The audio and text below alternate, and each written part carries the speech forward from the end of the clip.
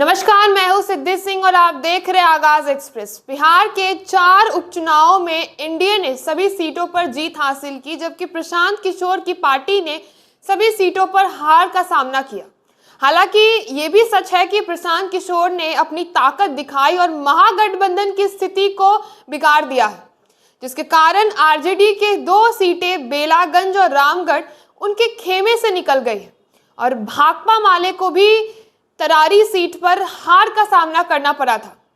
अब बिहार में तिरहुत स्नातक निर्वाचन क्षेत्र का चुनाव आ रहा है, जो 5 दिसंबर को होगा। इसमें एनडीए महागठबंधन और प्रशांत किशोर की जन स्वराज पार्टी के उम्मीदवार विनायक गौतम भी मैदान में है। प्रशांत किशोर अपने उम्मीदवार की जीत के लिए पूरी तैयारी कर रहे हैं और लगातार प्रचार कर रहे हैं। वे मुख्यमंत्री नीतीश कुमार पर सीधे हमला कर रहे हैं।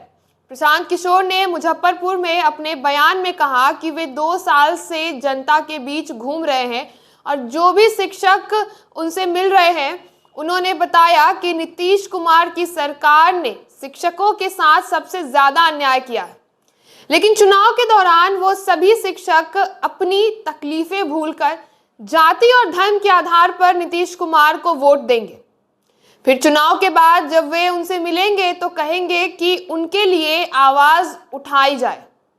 उन्होंने ये भी कहा कि जो व्यक्ति अपनी जिंदगी नहीं बदलना चाहता, उसका भला कौन कर सकता है। प्रशांत किशोर के बयान में उपचुनाव में हार की खींच नजर आ रही है, लेकिन वे हार मानने वाले नहीं हैं और तिरहुत स्नातक निर्वाचन क्षेत्र से डटकर मुकाबला कर रहे हैं। इससे ये साफ दिखाई दे रहा है कि इस चुनाव में भी वे कहीं ना कहीं किसी का खेल बिगाड़ सकते हैं।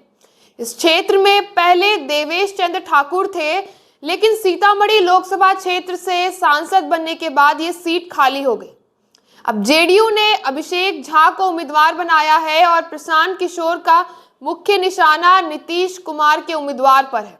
हालांकि इस चुनाव में आरजेडी से गोपी किशन और चिराग पासवान की लोक जनशक्ति पार्टी रामविलास के पूर्व उपाध्यक्ष राकेश रोशन भी उम्मीदवार है। प्रशांत किशोर, जिनकी रणनीतियों ने कई राजनीतिक धुरंधरों को करारी टक्कर दी है, अब तिरहुत चुनाव में अपनी नई चुनौती के लिए तैयार है।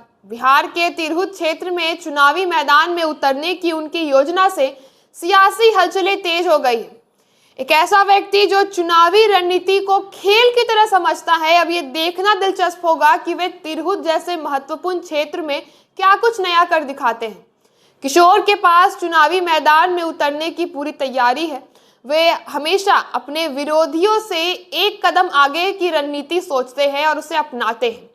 तिरहुत क्षेत्र में विभिन्न राजनीतिक दलों के बीच गठबंधन और आरोप प्रत्यारोप का दौर चल रहा है और ये संभावना है कि किशोर अपने विश्लेषणात्मक दृष्टिकोण और प्रभावी प्रचार के जरिए इस चुनाव में किसी को भी चौंका दे सकते हैं। साथ ही उनकी राजनीति की शैली एक ऐसा मिश्रण है जो जनता से जुड़ने के साथ साथ सियासी दलों के दबाव को भी अपने पक्ष में बदलने में सक्षम है।